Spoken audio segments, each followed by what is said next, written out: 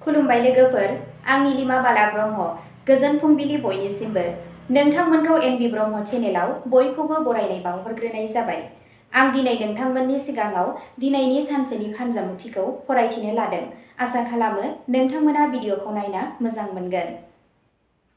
नोंथांमोना भिडिअखौ नायना मोजां मोनोब्ला लाइक, साबस्क्राइब, कमेन्ट आरो शेयार खालामनानै होलांब्लानो जाबाय।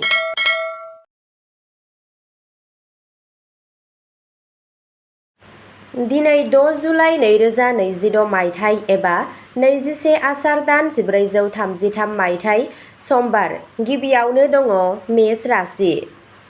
समबारनि बे साना नोंथांनि खामानि थिलियाव गोदान गोहो आरो थुलुंगाखांनाय लाबोगोन। गोबाव समनिफ्रायनो थाबथानाय जायखिजाया सोरखारि खामानिफोरखौ गोजौ थाखोनि मावख'गिरिफोरनि हेफाजाबजों दिनै फोजोबनो हागोन। गोदान फालांगिनि थांखिजों गोसोआ खुसि जागोन। नखरारि जिउआव सोलिबाय थानाय जेंनाया जोबगोन आरो जिउनि लोगोरिजों सोमोन्दोआ मोजां जागोन। बेलासियाव बबेबा धोरोमारि थावनियाव थांनाया नोंथांखौ गोसोआरि सुखु होगोन। इसोर शिबखौ फुजि। नोंथांनि दिनैनि खाफालगोनां दिगा जादों साहा, खाफालगोनां अनजिमाया जादों 3 आरो खाफालगोनां गाबा जादों जोंथि गुफुर गाब। वृषभ राशि। दिनै नोंथाङा गावनि सानस्रिनि फारसे एसे सांग्रां जानो नांगोन। हाबानि दावबायनाया मेंनाय गोनां जागोन, नाथाय रांखान्थियारि महरै जोबोद मुलाम्फा गोनां जागोन। बिजिरसालिनि केसफोराव बिजिरनाया नोंथांनि फारसे फैनायनि इसारा दं। आजै-आजौनि सम्पथिजों सोमोन्दो थानाय जायखिजाया गोजाम दावराव-दावसिखौ दिनै गावजों गाव गोरोबलायनानै फोजोबनो हायो। लुबैनाय जाफुंसारनायनि थाखाय फरायसाफोरा बांसिन गोसो होनो नांगोन। नोंथांनि दिनैनि खाफालगोनां दिगा जादों सानजा, खाफालगोनां अनजिमाया जादों 6 आरो खाफालगोनां गाबा जादों गोमो गाब। मिथुन राशि। दिनैनि साना मोजां मोनज्लायनाय आरो गावजों गाव बुजिलायनायनि सान जागोन। नोंथांनि खामानिया खामानि थिलियाव बाख्नायजागोन, जाय नोंथांनि मान-सन्मानखौ बांहोगोन। जुदि नोंथाङा साख्रि सोलायनो सानदों, अब्ला दिनैनि साना गोदान खाबुफोरखौ सागान होनायनि सान जानो हागौ। रांखान्थियारि बिथिङा गोख्रों जागोन आरो हरखाब रांखान्थियारि मुलाम्फानि जाथावना दं। गथ'नि इयुननि थाखाय रां खाथायनाया इयुनाव गोबां मुलाम्फा होगोन। नोंथांनि दिनैनि खाफालगोनां दिगा जादों सोनाब, खाफालगोनां अनजिमाया जादों 2 आरो खाफालगोनां गाबा जादों रोजा गोथां गाब। कर्क राशि। अखाफोरनि मोजां थासारिनि थाखाय दिनै नोंथांनि गोसोआ जोबोद गोजोन थागोन। गासैबो थि खालामनाय हाबाफोरखौ थि समाव फोजोबोब्ला गावजों गाव फोथायनाया जाफेरै बांगोन। बाहागोदारियाव सोलिबाय थानाय फालांगियाव गोरोंथि लाखि।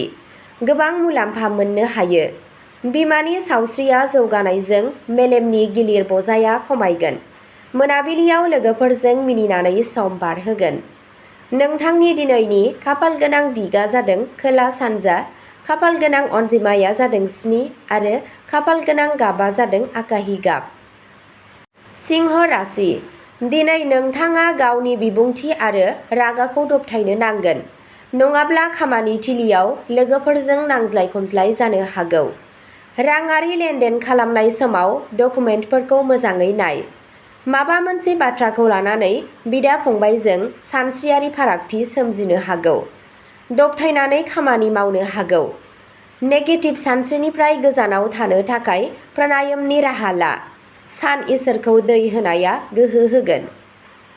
नोंथांनि दिनैनि खाफालगोनां दिगा जादों सा-सोनाब, खाफालगोनां अनजिमाया जादों 9 आरो खाफालगोनां गाबा जादों रोजा गोजा गाब। कन्या राशि। दिनैनि साना नोंथांनि सुफुंजायै लुबैनायफोरखौ सुफुंनायनि सान जागोन। समाजारि खामानिफोराव बाहागो लायोब्ला नोंथांनि अनसायनाया बांगोन।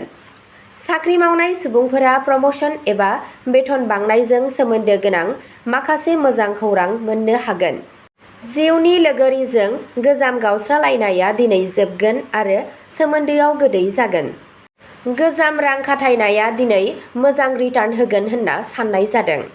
नोंथांनि दिनैनि खाफालगोनां दिगा जादों खोला, खाफाल गोनां अनजिमाया जादों 5 आरो खाफाल गोनां गाबा जादों निला गाब। तुला राशि सम्पथि एबा गोदान गारि बायनायनि थाखाय दिनैनि साना जोबोद मोजां सान।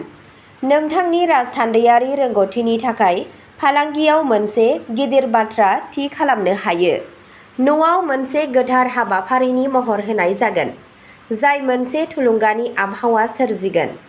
खामानि बांद्राय जानायनि थाखाय नोंथाङा एसे मेंनाय मोनदांनो हागौ, नाथाय गोसोआरि महरै नोंथाङा गोजोननाय मोनगोन। बिमा-बिफानि बोसोनआ दिनै मोनसे माइल खुन्थिया जागोन। नोंथांनि दिनैनि खाफाल गोनां दिगा जादों सा-सानजा, खाफाल गोनां अनजिमाया जादों 8 आरो खाफाल गोनां गाबा जादों क्रिम गाब। वृश्चिक राशि दिनै खाफालनि आबुं हेफाजाबजों नोंथांनि जोहोलाव आरो साहसआ बांगोन। गोदान मावथांखि जागायनो थाखाय साना साबसिन। इयुनाव गोबां मुलाम्फा जागोन। आरिमु, थुनलाइ आरो बिजोंजों सोमोन्दो थानाय सुबुंफोरा गावनि रोंग'थिखौ दिन्थिफुंनो थाखाय मोनसे गिदिर प्लेटफर्म मोनगोन। नखरनि बैसोगोरा सोद्रोमानि सावस्रियाव जौगानाया गोसोआरि सुखुखौ होगोन। मोनाबिलियाव आंगो लोगोनि फैनाया गोजोनखौ बांहोगोन।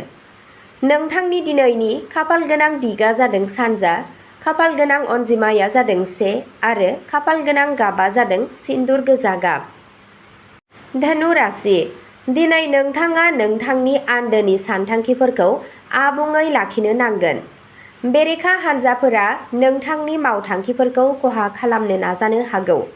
माखासे सानस्लाबै खरसाया नोंनि रांबावजाखौ गाज्रि खालामनो हागौ। बेनिखायनो रांखौ सोलोजों सामलाय। जानाय हुदाखौ फोसाबनाय, उदैजों सोमोन्दो थानाय जेंनाफोरा जेंना सोमजिहोनो हागौ। नोंथांनि जिउनि लोगोरिनि गोसोआरि हेफाजाबआ नोंथांनि साहसखौ लाखिगोन। नोंथांनि दिनैनि खाफाल गोनां दिगा जादों खोला-सोनाब, खाफाल गोनां अनजिमाया जादों 4 आरो खाफाल गोनां गाबा जादों रेजें सना गाब। मकर राशि फालांगियारि दावगानाय आरो गोदान रादाय खानायनि थाखाय दिनैनि साना जोबोद मोजां सान। समाजनि गोहोम गोनां सुबुंफोरजों जानाय गोदान सोमोन्दोआ नोंथांनि जिउ राहाखौ गोदान गोख्रैथि होगोन। जिउनि लोगोरिजों गावजों गाव बुजिलायनाय आरो गोरोबलायनायाव मोनसे जाफेरै जौगानाय जागोन। जुदि मोनसे गोदान स्टार्ट-आप जागायनो नागिरदों, अब्ला दिनैनो आगान ला। नोंथाङा नखरजों मोनसे रंजाथाव दावबायनायाव थांनो सानथांखि लानो हायो। नोंथांनि दिनैनि खाफाल गोनां दिगा जादों सोनाब, खाफाल गोनां अनजिमाया जादों 10 आरो खाफाल गोनां गाबा जादों हाथफ्ला गाब। कुम्भ राशि दिनै नोंथाङा बिजिरसालि एबा जायखिजाया गोजाम दान्थे-बिदान्थे गोनां केसआव गोबां जाफुंसार जानो हागोन, जाय गोसोआरि नारसिनथायखौ आबुङै फोजोबगोन। दाहारजों सोमोन्दो थानाय आयदाफोराव रेहाय मोननायनि जाथावना दं। मावख'आव नोंथांनि बेरेखाफोरा गोसोब्लाबो नोंथांखौ खहा खालामनो हानाय नङा। बोथोरारि बेरामनिफ्राय बारग'नो थाखाय काढ़ा एबा गुदुं दै लों। थाबथानाय रांखौ मोनफिननानै रांखान्थियारि थासारिखौ गोख्रों खालामनाय जागोन। नोंथांनि दिनैनि खाफाल गोनां दिगा जादों खोला, खाफाल गोनां अनजिमाया जादों 2 आरो खाफाल गोनां गाबा जादों रोजा निला गाब। मीन राशि दिनै नोंथांनि मेलेमारि गोहो आरो थिरांथा लानायनि गोहोखौ जेरावबो बाख्नायगोन। गथ'निफ्राय सोलोंथाइ एबा केरियार बिथिङाव माबाफोर मोजां फिथाय मोनब्ला नखराव रंजानायनि आबहावा थागोन।